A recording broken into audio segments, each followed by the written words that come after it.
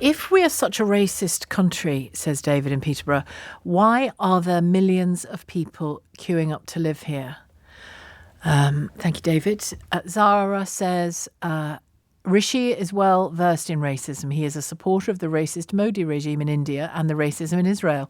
What is more concerning to me is that these donors are getting government contracts using our data. Is that allowed? Pete in Bath says Sunak was turned down for trusts by the members of the right wing of the Tory party. Why? I think we know. It's obvious. For Sunak to say he's the Prime Minister so racism doesn't exist is for the birds. The great tweet that I spotted earlier on as well, saying Sunak saying he is living proof the Tory party isn't racist, just as there was famously no misogyny in the party after Margaret Thatcher became leader in 1975. David has called from Saltburn. Hello, David. Hello, Sheila. Thanks for having me on. Pleasure. What I'd like to say is that I think really the best thing for sort of racial cohesion is to try and understand what people mean when they say things, rather than pick on the words. So when I heard what was said, I understand that he said something along the lines of that Diane Abbott makes him hate all black women. Or would that be a fair summary of what he said? So to me, what he's saying is that Diane Abbott is a bad example of a black woman, or that she's a bad advert. Why is she a bad advert? Why would he say that? Well, because he doesn't like Diane Abbott. Now, I don't think it's... So why does her skin colour come into it? Well, why not? He wouldn't... Well, he wouldn't say that white woman Shelagh Fogarty gets on my nerves, would he? Well, to be honest with you, if a black person said, "Oh, this, I don't know, this David from Saltburn, he's enough to make you hate white men," I would see it as a joke. I wouldn't think that they had racism in their hearts. Now, so it's a joke. It's a bad joke, and that's my interpretation. I could be wrong. I don't know what's in his heart. He hasn't said his comments were jokes. He did. No, he that's did fair it, enough. That's my interpretation of them. I may be wrong. Yeah. But the thing is, when Diane Abbott says her comments about white people divide and rule, we shouldn't have a white mayor in London, etc., etc., they are absolutely not jokes. And for me... And she has been tackled for those, rightly. And nothing that we say here about his comments against her, Hester's comments against Diane Abbott, none of it is about never examining Diane Abbott's political record or record on anti-Semitism or record on what she said. But however, hang on, David, for the moment, I'm going to separate those two things. Deliberately separate those two things. And we can talk about that another time. I understand why. Because I think I understand why you separate them. Well, shall I tell you why I'm separating them? Rather than you guess, shall I tell you? The reason I'm separating them is this conversation isn't about an examination of Diane Abbott's character. It's about an examination of Frank Hester's racism and why the people at the very top, the Prime Minister included, want him to be let off it.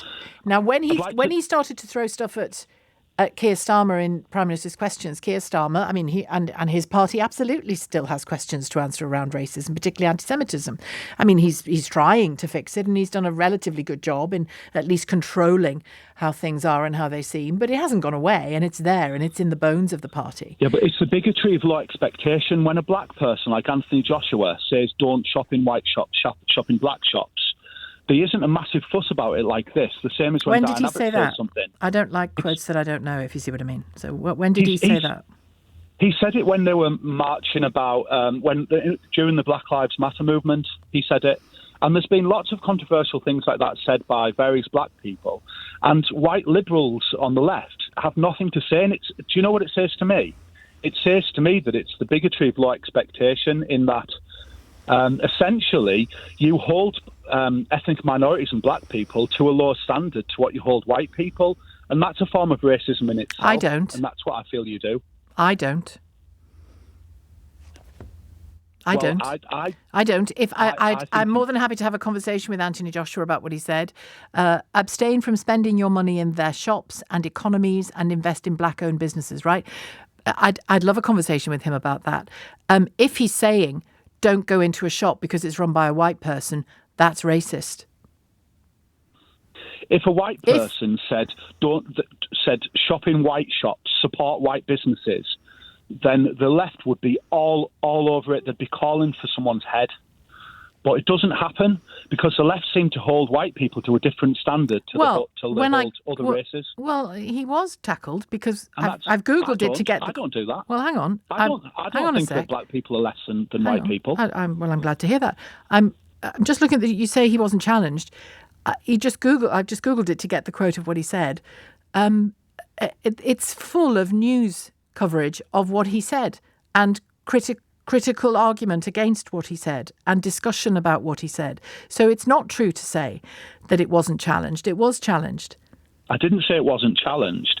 I said that the same fuss wasn't created when a black person says something as to when a white person says something. Oh, well, I think looking at the Google history here, it was... Forgive me, I don't remember it. Forgive me, I don't remember it. I think it's wrong both ways. So do I. I think there should be less fuss and less sensitivity when someone makes some kind of racial joke, because it never helps. But I think, would you agree? Joshua paid a price socially. Joshua paid a price with the public because a lot of people don't support him because of his comments. And it's the same with Diane Abbott. A lot of people don't like Diane Abbott because of the comments against white people. So she's paid a price. And I think that other people, if there's people being racist against black people or Asian people or whatever, they'll pay a price. I don't think we have to go after their head and dox them and attack them and make them lose the job. Just let people make their own mind up. And in a way, it's good because they expose themselves. But do you think there's a difference between...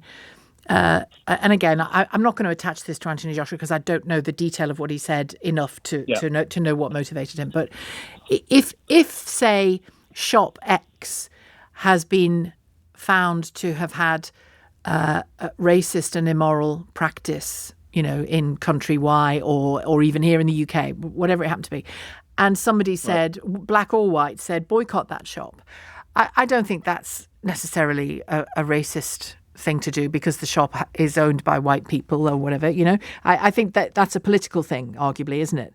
Now, do you know what I mean? The difference between it. But if somebody says, she, a black woman, makes me want to hate all black women, that's not quite the same, is it? It's not about what she said or her politics, or it's about... I think it's a rubbish joke, but I don't But you're giving it a joke. You're minimising it by calling it a joke. He hasn't called it a joke.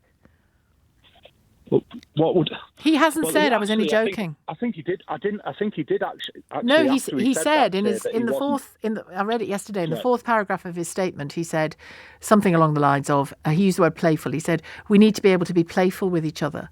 Now, I think I know what he was alluding to there, but if you say I was only being playful, and somebody says, really, I hear that 3 times a week and it really diminishes me, and every time I hear it I feel less than, then you've got to look at yourself. That's all that bit of our conversation is about, is black, white, whatever colour you are, being prepared to look at yourself and your comments if they've really caused somebody else discomfort because of where they come from and because of what they enable. You might not have meant to enable racism yourself in the saying of it, but if you do, then you need to be honest that you have. I think that's the thing. Thanks, David, for your call. David in Saltburn.